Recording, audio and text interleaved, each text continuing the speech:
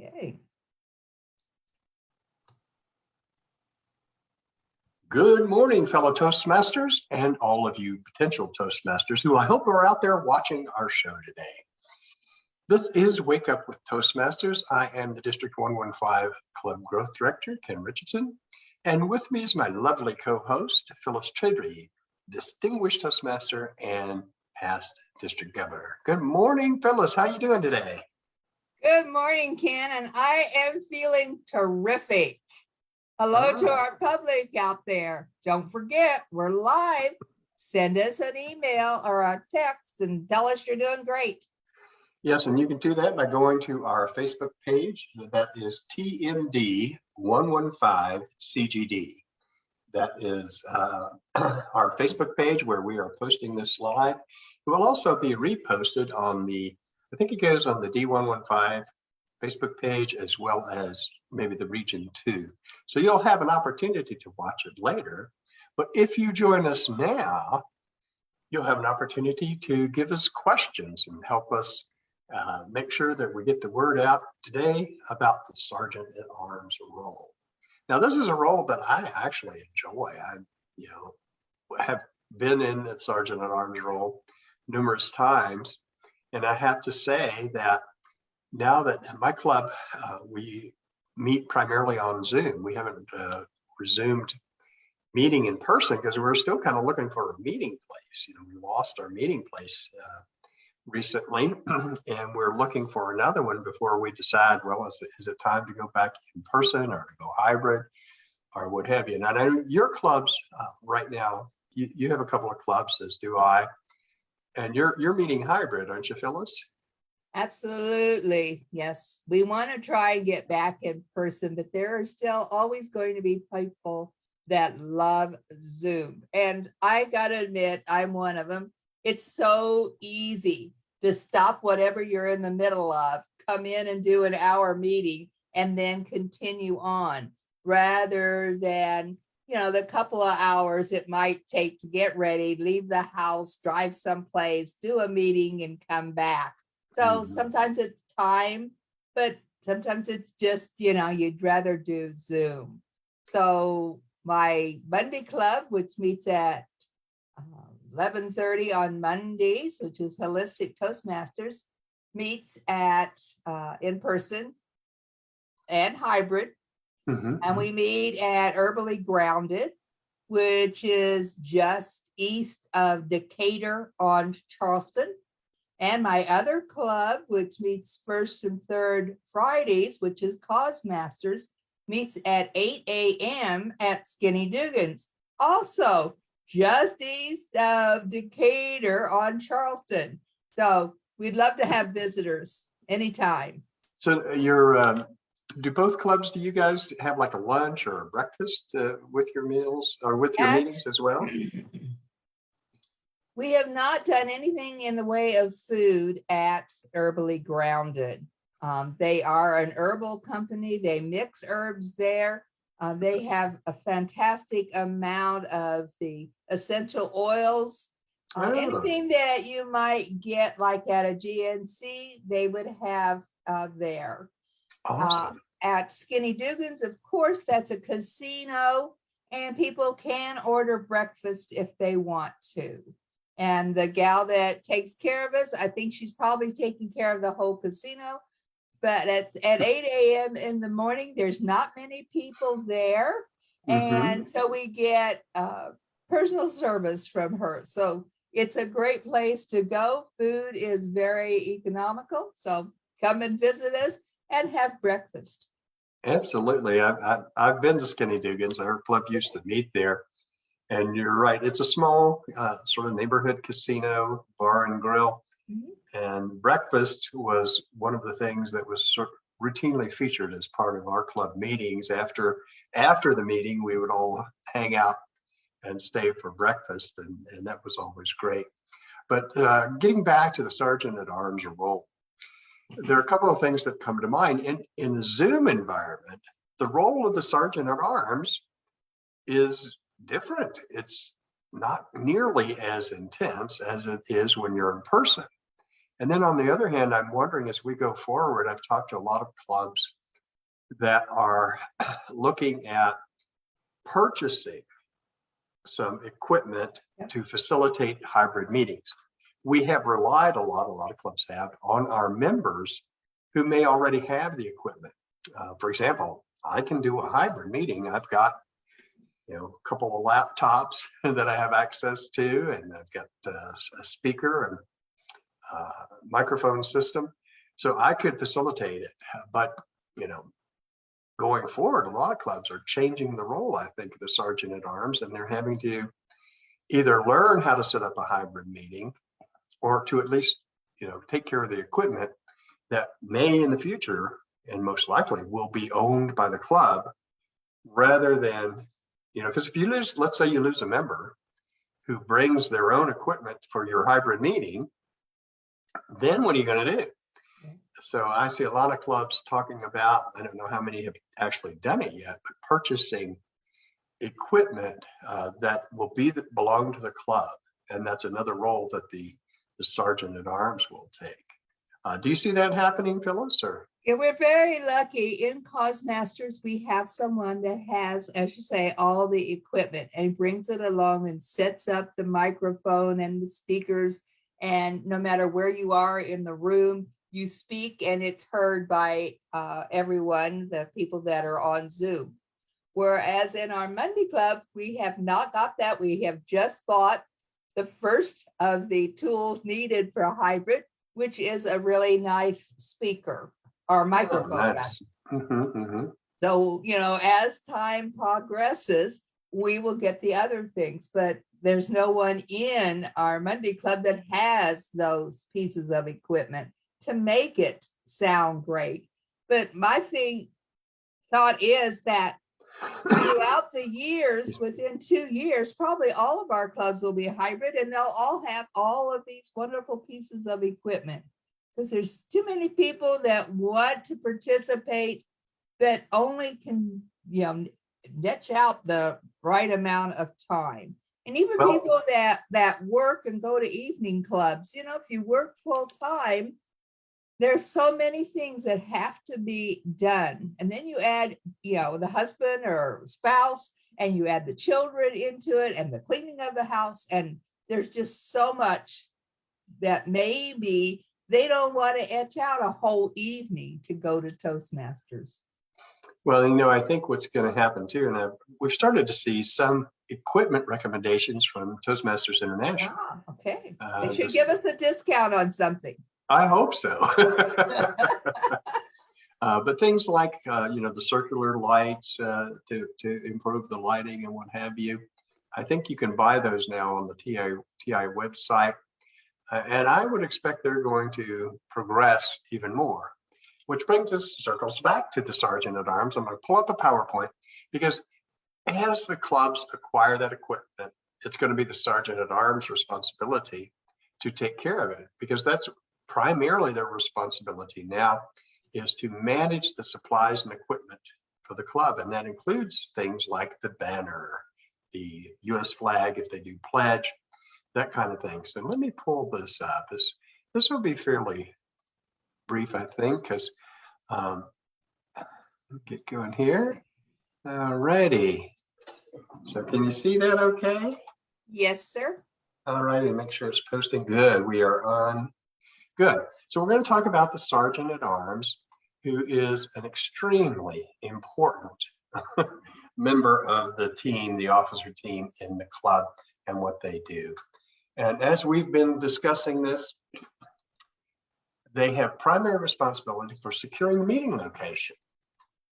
When we've been looking for, and they don't do this all by themselves, the rest of the club officers help out.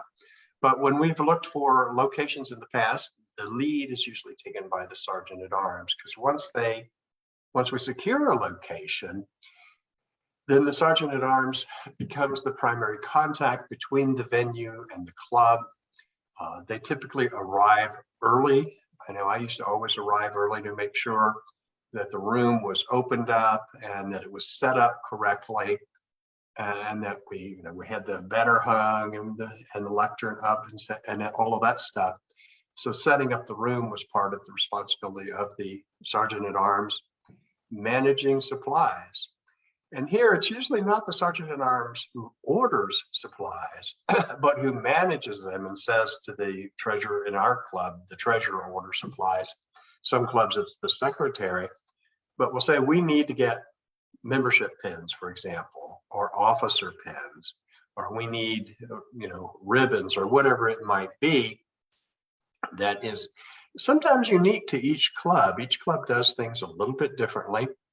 But when we were meeting in person and we inducted new members in person, we would always give them a Toastmasters membership pin. And then each year we would get officer pins for our officers. So that was something that the sergeant at arms made sure we had those supplies and that we were ready to conduct a meeting.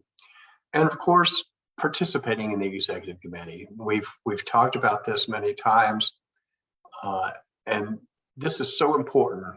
And I know so many clubs don't always conduct routine or regular executive committee meetings. And I think that is not a good practice. I think the best practice is to make sure that you have regular meetings. Maybe it's once a month, but it's important to have those meetings to do the work to get your club success plan up and running and to monitor your progress with the Distinguished Club program. So I've kind of painted a broad brush here of the responsibilities, and we've been talking about it. Anything I left out here, Phyllis? Well, I think in managing the club supplies, it's not only the things that have to be purchased, it's the things that maybe you reproduce. We have a crib sheet for each role that's in the meeting. And so they take care of those supplies. We also would have a guest book, and they be sure, they're always wanting to be sure that everyone that enters the room that's new to the club signs the guest book, but also the guest package. Maybe that's under membership, but it's carried around usually in the supplies by the sergeant at arms. So he needs to make a report each week to the people that would be reproducing the items that go in the supply box. Exactly. And we, when I taught these SAA role many times at TLI, when we're in person, and I always bring the supply box that we use. It's one of those little carts you can get for 25 bucks at Office Depot. It's on wheels. It's got a retractable handle. And that works perfectly to keep all of the things you just talked about, things like the gavel, the flag, and then you add in, and I know it's in our club, I still have our, each club may have two banners. And the second banner is the ribbons and what have you. Yes. And when I inherited the ribbons, and maybe you can give me some advice, that banner is kind of a mess. It had not been well cared for, and it was rather dirty. I don't know. Can you take those things to the cleaners? What would you do to them? I don't know. Someone took ours home, and actually, after 50 plus, I think they're at 60 years now for windjammers. Someone took it home and rearranged them in layers and ironed them all out and got a special bag made to when you roll it up, and a cloth that goes over the top of it before you start rolling it, so all the ribbons stay in place, and a special bag to put it in so that type of thing would not happen. But you're right. There are some rooms where you'll be meeting where the sergeant at arms just puts the supplies in the room. And if anybody else from that organization or that meeting place goes in there and looks for their stuff, then your stuff could be, like you say, fallen down, dirty, wrinkled, and not have the great appearance it should have when it's shown in the banner parade. Well, and not only that, our banner has the very old logo, prior to the one you see on your screen in the lower right-hand corner. It has the older one that, the gavels and what have you. So Yes. we're going to have to update that in the not too distant future. I think many of the clubs that have been around before the new banner came out all have old banners plus new banners. Exactly. And over time, you're right, my home club is over 40 years old. We were founded in 1979. And we have, I don't even know where all the ribbons are. I've got some that have yet to be put on a banner because we really need a new banner. But Well, let me see now. For incentives for next year, there's equipment for doing hybrid. There's giving out new banners to old clubs. there you go. Yes, Well, absolutely. I like that idea. We'll have to recommend that to our PRM and incentives chair.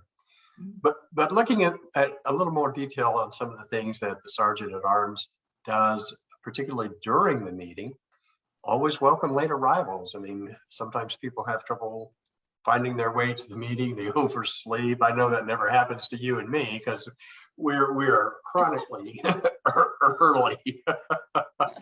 But in some meetings, coordinating food service may be a role that they have. Now, my other club, my home club is Early Risers, and we're still meeting online, but my other club is Bon Appetit, and we meet in person. We actually stopped doing hybrid. I think I may have mentioned this to you before. And the reason is we discovered that there was kind of a declining interest in turning up online because people wanted to get back in person. So I remember we said, okay, we sent out an announcement, the club voted, we're only going to meet in person. And then in our last hybrid meeting, we only had one person online. And now we're all in person. And we are a dinner club, basically. We meet at Mimi's Cafe in Henderson over on Stephanie. So we do have food with our meeting. And when Early Risers was meeting in person, we would have breakfast there at Skinny Dugan. So one role may be to coordinate food service if that is a responsibility taken on within a club. Collect ballots, tally votes when necessary. This is another thing that not all clubs do. My Early Risers Club, we vote for who was the best speaker, the best evaluator, and best topics response. But in Bon Appetit, we don't vote for those, so there's no need to tally votes. What's your opinion on that? We've gone back and forth about whether or not we should have those votes, and does it create an overly competitive environment, or what's the deal? I don't know. It's do you have a sense of what the? I think it's great to get an award. What do you do in your clubs, Phyllis? When we were in person, we definitely voted for these items. But now that, the clubs are smaller, we just eliminate the voting. Everybody was great today. If somebody did something special, usually everybody speaks up and talks about it. This week we had a gal that did a speech, and the only objective she had was not to faint. So actually, and each one of us, give her a little pep on it, that she did a great job. She had good information and she really performed like a professional. Now, she might have been jumping inside of herself, but it did not show on the screen. And that's what's important. Now, that suggests the need for, to make sure if you're having in-person meetings that the Sergeant at Arms carries those little ampules of ammonia. Well, as I say, I told her, I said, we've made a joke out of it. We knew you weren't going to faint. But I said, I have been in a contest before where someone got up to speak, and after about 2 sentences, he just threw up his hands and shook and said, I can't do this, and walked off. So I said, it does happen. So we really should, we need to give everyone a pep talk and tell them they can do this. But the good thing about Toastmasters, when something like that does happen, everybody in the room is very supportive and understanding. That's it. They did it. They gave it a try, and that's the thing about Toastmasters. It's not professional. You're not supposed to be professional. You're supposed to be learning. And if the best you could do was to stand up and talk for a minute, then that was the best.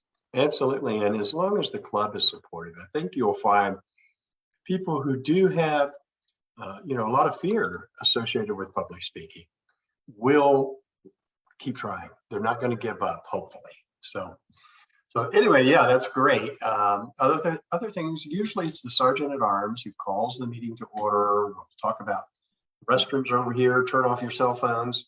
And I'm always amazed. And I guess I can understand how it happens because this happened at the contest last Saturday. We had the divisions A and B contests, and the sergeant at arms did a great job, told everybody to turn off their phones. And guess what? Somebody didn't turn off their phone, didn't check it. And during one of the contestants' presentations, her phone went off. So I think you've got to be cognizant of, even though you just check it, even though you think you turned it off, just check it. And in some clubs, of course, the sergeant at arms will give 5-minute warning or whatever, call the meeting to order. And then what happens next depends on the tradition of the club, because it's optional. In some clubs, the sergeant at arms will lead the pledge and then, introduce the presiding officer, or in other clubs, introduce the presiding officer, who will then select someone to lead the pledge and what have you. So it just varies. There's a little bit of variation there. And some clubs don't do the pledge at all. And that's fine too, because the pledge is not mandatory part of what you do in a Toastmasters meeting. It's optional. It's up to the club to decide that. So lead the pledge if that's part of the tradition. And then, of course, always, always, always mentor your successor. And it's great to have someone who will succeed you in this role, so that if you're out for a meeting or something, they can help cover for you, so they get a little bit of practice. Anything I left out here, Phyllis? Well, this is the 7th officer role, but many clubs think of this as the beginning of doing the officer roles in a club. And I just do not believe that this should be the starting point. I think there's a lot to being a sergeant at arms. And I think it should be someone that's been around at least 6 months or so, that sees how the club is going, how the room is supposed to be set up, that's helped with those things, not a new member that, people say, oh, they can do sergeant at arms because there's nothing to it. Well, it is, there's a lot to it. And a welcoming late arrivals. Some clubs think that all members get to be welcomed. And, that's not necessarily the part of the sergeant at arms. They have a lot of work to be doing.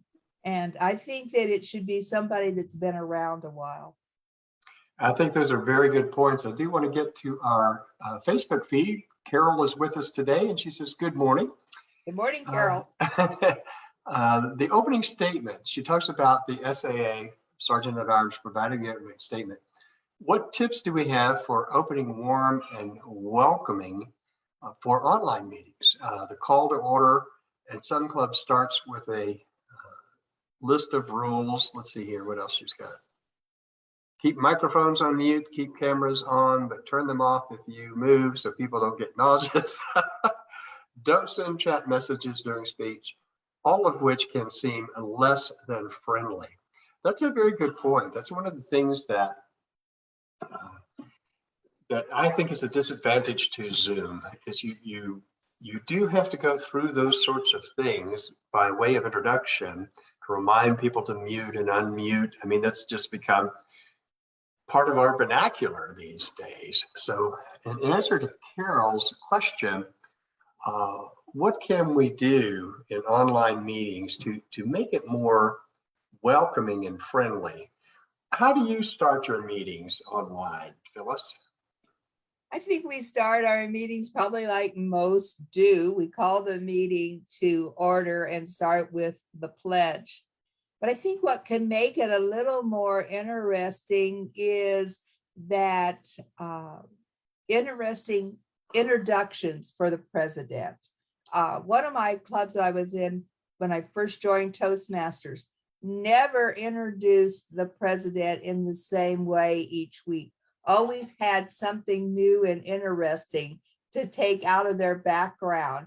Just one or two sentences to introduce the president. And that kind of makes it a little more interesting to see what is he going to say this week. Not just please welcome our president, but always something interesting to say. The rules, well, the one rule that I find quite disturbing is when you're giving a speech and all of a sudden the person's blank screen comes up. And it's like, what did I do? You worry about, well, I'm obviously not getting to that person. They didn't understand what I was saying. So I think there are rules that need to be talked about, but I don't necessarily think they need to be given each and every time. Maybe they could be put in the chat just to start with. Oh, that's a good idea. And I think it's important to, even though you're in a little box, to maintain some enthusiasm, to use vocal variety, to really welcome to our meeting today, have that charge of enthusiasm and a friendly voice. Our Sergeant at Arms is quite good at that. He's very, very friendly kind of guy, and he has always a warm welcome. But I like your idea of not getting too regimented the way you introduce the presiding officer, and using that as a tool to engage your members. The other thing I would suggest, and I think is what Carol is talking about here, is what are the right protocols when someone is speaking? Should you turn off your video? I think that's something you need to decide as a club and say, how are we going to do this? Because after all, if you were in person, you certainly wouldn't turn off, you can't turn off the meeting and put people behind that little black screen with just their name. So I've heard mixed reviews of that, of whether or not you should turn off your video. You certainly should stay mute. I think that is I would important. agree with the mute part, but it's hard enough to connect with people to know whether or not they are accepting what you're saying and how they feel about it. And the only way you're going to get that, since everybody's muted, so you're not going to hear any clapping or applause or smiles or laughter on your Zoom. So you need to see those faces. And I would say definitely don't blank out your screen while somebody is giving a speech. Yeah, that facial expression can help a lot to keep the speaker engaged. So I think there again, it's something that the club has to think about and talk about and come to a decision.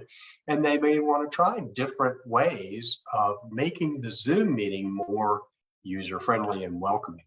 Another thing that Carol says, I want to just mention, she says, we don't vote for best speaker, topics master, what have you, because it seems to depress folks who don't win. And we want to make sure we encourage everybody. And I think that is a very valid point. And that's why I think each club has to decide. We've gone through periodically in my home club where we do vote, where, we took a vote. Do we want to continue to do this? So when we talked about it, and the majority said, yeah, let's continue to do that, because they felt like it was a congratulatory recognition, if you will, of some achievement. We're running a little bit behind, but I want to make sure that we cover the last few items here. Goodbye. Return the room to its original configuration. We try our best in Toastmasters to get venues that are free. And I know the venue we had there at Skinny Dugan's, they were very gracious. It was free. We bought breakfast. I mean, they didn't say you have to buy X number of breakfast to use the room, but we want to make sure that we are good stewards of that room and return it to its original configuration, pack everything up, and dispose of trash. So leave it as good as you found it or better. And then just mention briefly again that the executive committee, the sergeant at arms, is a part of that. And it's important to participate because we want to make sure that all of the officers are heard, that the needs of the club are brought forward, and that there's a focus on, the club success plan and the Distinguished Club program. So I'm going to stop sharing here. I hope Carol is still on and that we did answer her questions. We're at 6:30. Any final thoughts, Phyllis, that you want to offer about the Sergeant at Arms role? Well, I can't really talk about it too much, as say that is the one role that I have never had. Oh my goodness. Yeah. In your, what, 30 years or so? You've never been the Sergeant at Arms? What, 25 years. 25, I don't remember ever having the role of Sergeant at Arms. And mainly it's because there's so much material to carry around. Yeah. And I live upstairs, so I would have to carry it upstairs. So I think that's probably why I've never volunteered. But I would say, again, all the roles are good roles to learn by. You're going to learn something no matter which role you volunteer to do. Don't wait to be chosen. Pick the role that you'd like to do and say, yeah, next 6 months, I'd like to do X role. Yes. Well, and I think you hit on something. The Sergeant at Arms role is an important role, and it is the start of your leadership journey. You learn things like getting organized, keeping track of your inventory, so to speak. So you learn transferable skills in each role that we've talked about on the show. So I think that's important. Carol says thank you for answering questions, and she appreciates the insight. I think that's one of the great things about Wake Up with Toastmasters is we do get to explore some of the issues, and we get questions that we can talk about. And it's not that there's an absolute answer usually to most of these, like whether or not you do the pledge or whether or not you turn off your cameras when a speaker is talking. We each have our opinions, and that's what they are. But I think it's up to the clubs to actively engage with one another and talk about, this is our club. How do we want it to work for us? What's the best configuration?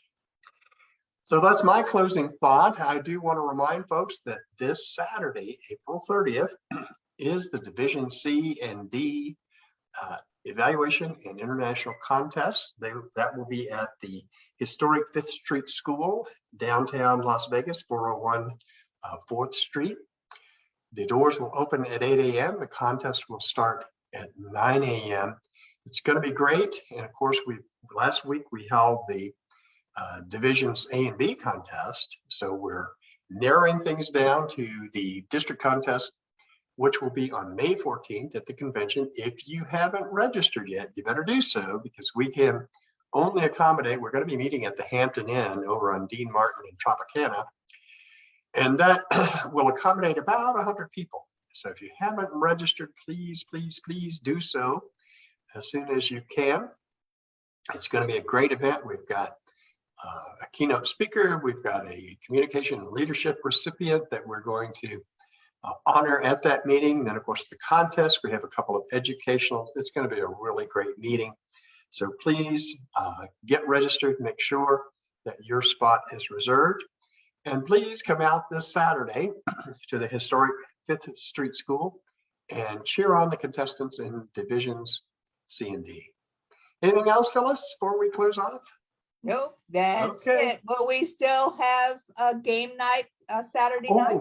Thank you. Thank you very much for reminding me. Yes, there is a game night Saturday night. The link for that is in the newsletter. If you can't find that, just shoot me an email at d115ctd@gmail.com, and I will get the link to you. Okay, well, thank you for joining us, everyone. We will see you back here on Thursday. We have a guest on Thursday, a young lady that's new to Toastmasters from your club, I think, Phyllis. Yep, Rachel West from Holistic Toastmasters. Excellent. So we'll talk to her about her Toastmasters journey, and that'll, I think, be in something eye-opening for us to learn. It's always great to have new Toastmasters on the show. And I think that, you want to make sure that Toastmasters is doing its mission at the club level and supporting and giving people what they need, what they want out of Toastmasters, that we are working to and striving to provide that. So we will see you on Thursday. Tomorrow, I think Jean Williams and Jean Dunford will be your hosts, and we will be back on Thursday. So have a great day, everyone. We will see you later. Bye-bye. Bye.